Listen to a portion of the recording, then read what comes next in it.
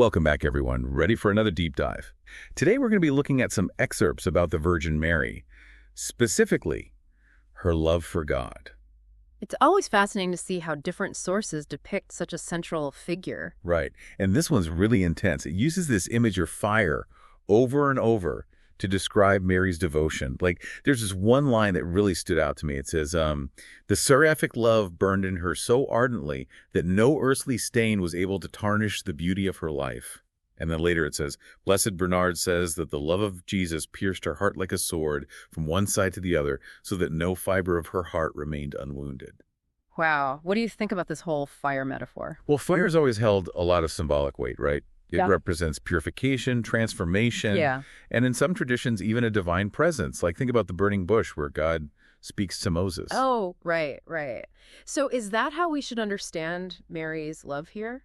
As this purifying, transformative force? I think that's definitely part of it, especially when you consider Mary's purity and her role in salvation history. The fire imagery really emphasizes that. But there's also this element of zeal, a passionate, burning kind of love that the text highlights. Yeah, it definitely doesn't shy away from that. It says, the love of God wholly consumed Mary. Nothing in the world could abate her ardor. So it's not passive. It's this active, dynamic force. It's like Mary's love is being described as this force of nature, something unstoppable and unwavering. And then there's this really interesting idea that the text brings up from St. Thomas Aquinas. Oh, about divine commands. Yeah, Aquinas believed that any command given by God just had to be perfectly fulfilled by someone.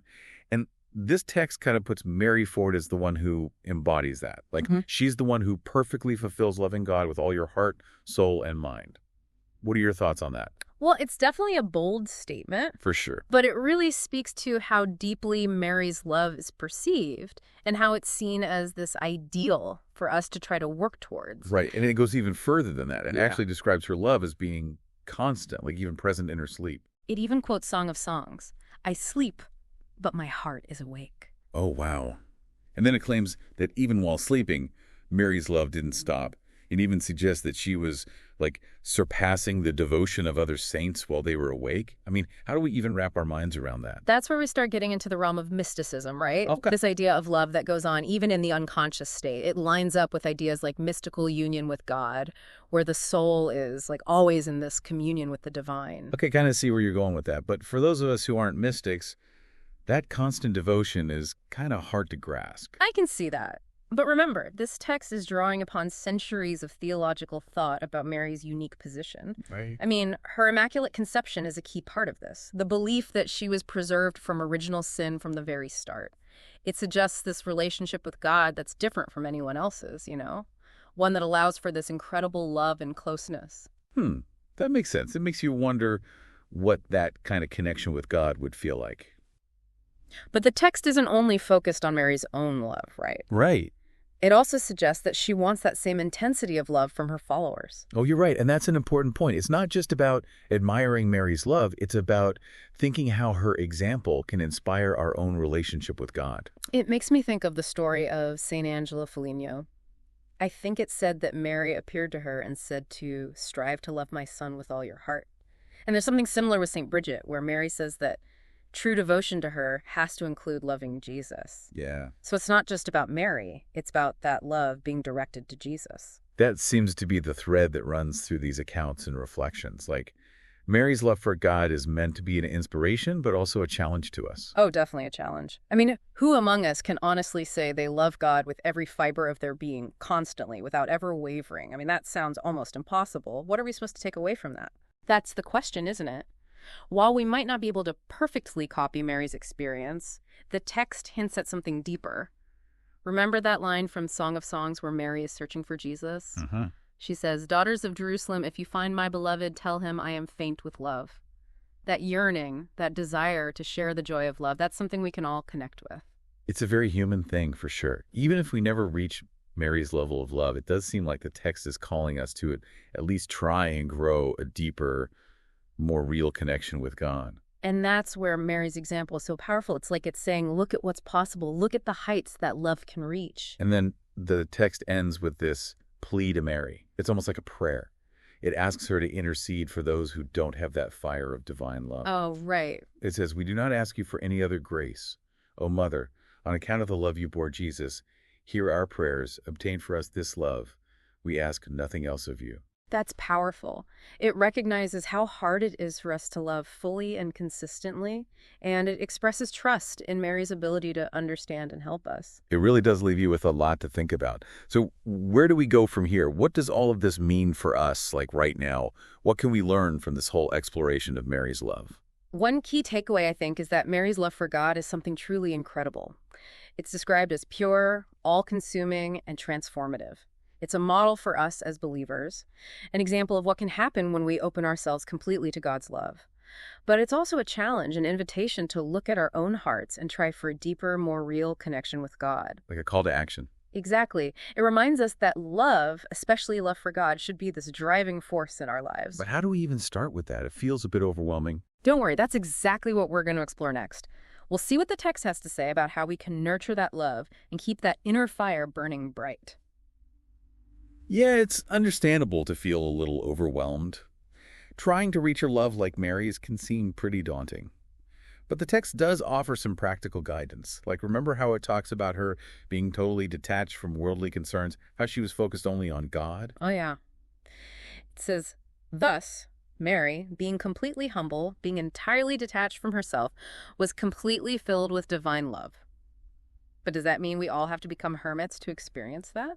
I don't think the text is necessarily saying that. It's more about recognizing the value of detaching from things. Yeah. Letting go of our egos and those desires that are just about ourselves. That we create space for God's love to fill us. So it's about simplifying things, prioritizing stuff that helps our spiritual connection. Prayer, meditation, being in nature, that kind of thing. Exactly. Those things can help us quiet down the noise of the world, create some space for contemplation. But it's not just about quieting the external stuff, is it? The text also talks about Mary's inner purity, her being free from sin. Right, and that goes back to the whole fire is purification thing. But fire can also be destructive, right? Like if love becomes fanatical or obsessive. Oh, that's a really good point. It's important to remember the text is portraying Mary's love as this purifying flame. Yeah. Something that burns away anything separating her from God. But it's not saying we need to be perfect. We're all human. We all mess up. It's more about intention, right? Yeah, it's about aiming for a pure heart. It's about recognizing those negative thoughts, the selfish stuff that gets in the way of loving God, and choosing to let them go. It's about self-reflection, growing to be more in line with what we want spiritually. And the text seems to say this whole process is fueled by love itself. So it's like a cycle. As we make our hearts and minds pure, we open up to more of God's love. And that pushes us to keep purifying. This text is so full of symbolism and meaning. I gotta say, it's a lot to process. Yeah. I hear you. It can be overwhelming. But remember, the main message is simple. Love is the answer. It's about that love for God that's pure, passionate, and transformative, letting that love guide us on our journey to spiritual wholeness. Beautifully said.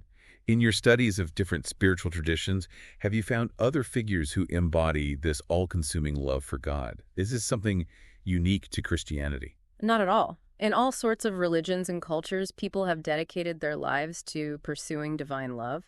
Like in Sufism in Islam, there's this idea of fana. It's this state of completely losing yourself in the presence of the beloved, which is another name for God. So this deep desire for unity with the divine, this passionate love that goes beyond the material world, it's a universal thing. I think so, yeah. It points to this longing within us to connect with something bigger than ourselves, something that gives our lives meaning.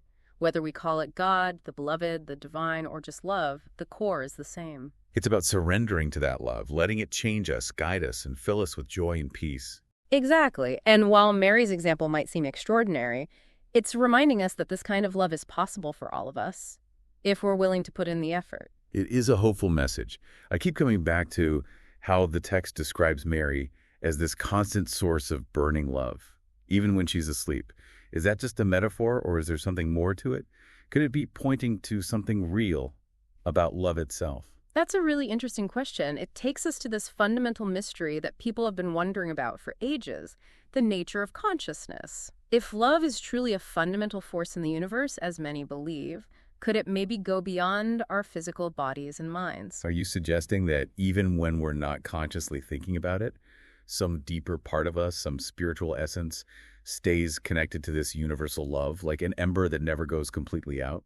It's definitely a possibility. The text doesn't go into it explicitly, but it does make you think. If Mary's love was so powerful that it filled even her unconscious state, what does that say about love itself? And what does it tell us about our own potential to experience love in a way that goes beyond how we normally see it? It's a pretty exciting thought. It is. This whole conversation has opened up new ways of thinking for me. It's like we've gotten a glimpse into a hidden dimension, where love rules and the possibilities are endless.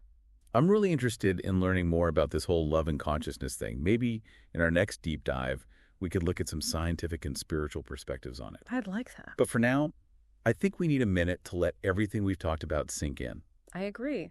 Sometimes the big insights need time to settle. Before we wrap things up, is there anything else you want to share about the meaning of Mary's love? Or maybe a final question for our listeners to think about? Yes, actually. We've focused a lot on how intense Mary's love for God was. But it's important to remember that this love didn't just stay inside her. It showed up in what she did, how she served others, her compassion and empathy. So maybe a good question for our listeners is, how can we let our own love for God flow outward? How can it inspire us to be kind, generous, and loving to the world around us? That's a beautiful thought. It reminds us that love isn't just a feeling, it's how we live, how we interact with the world. And that can make real positive change. Exactly. This has been such a thought-provoking deep dive. Thank you so much for sharing your insights with us. It's been a pleasure. And to our listeners, thank you for being with us on this exploration of Mary's love. We hope you've gained some valuable insights and maybe even feel a bit more inspired. Until next time, keep seeking, keep questioning, and most importantly, keep loving. That's a really important point. Mary's love, it wasn't meant to be kept bottled up. It had to go out and touch the people around her. Like the text is saying, true love, especially love for God, it can't be contained. It needs to be expressed, lived out in the world. Exactly. It brings us back to what this whole deep dive has been about, right? The transformative power of love. Yeah. We've been looking at how Mary's love for God is described as this all-consuming fire, this force that cleanses and changes things. Right. But it wasn't a destructive fire, you know what I mean? It was a fire that gave warmth and light and life. Like the sun, nourishing everything with its energy. Yeah, that's a perfect analogy. And that's the kind of love we're being called to develop. A love that not only lights up our own hearts, but shines out and lights up the world around us, too. So it's not enough to just feel love in our hearts. Yeah. We need to let it flow through us and show it in our words, our actions, even just our everyday interactions. Yes, absolutely. It can be so many things. Maybe it's just being kind to a stranger, having a deep talk with someone you love, or maybe committing to a cause you really believe in. The point is to let love be your guide. Let it shape your decisions and how you act. So we become like channels for this divine love, letting it flow through us and touch other people's lives. That's beautifully put. And when we do that, we become part of making a more loving and compassionate world. It's like we each become a part of Mary's legacy, continuing that mission of spreading love and light. It's a legacy worth embracing, don't you think? For sure. This whole deep dive has given me a new appreciation for how powerful love is and how it can change not just individuals, but the whole world. That's wonderful to hear. I hope our listeners feel that way too. Before we finish up, is there any final bit of wisdom you want to share? Any parting words that might help our listeners take these insights and actually apply them to their lives? I think it's important to remember how much the text emphasizes Mary's unwavering trust in God, her complete surrender to His will. That surrender, being willing to let go of control and embrace what you don't know, that's so important for letting love truly blossom in our lives. So as you go through your day, remember to cultivate that same spirit of surrender, that openness to the divine. Let love be your compass, your guiding light. And trust that when you do that, you'll be led towards a path full of purpose, joy, and fulfillment. That's beautiful. Thank you for sharing that. And to our listeners, thank you for joining us on this deep dive into Mary's love. We hope it inspires you to grow a love that burns brightly in your own heart and shines out to touch everyone you meet. Until next time, may your hearts be filled with love, and may your lives be guided by its transformative power.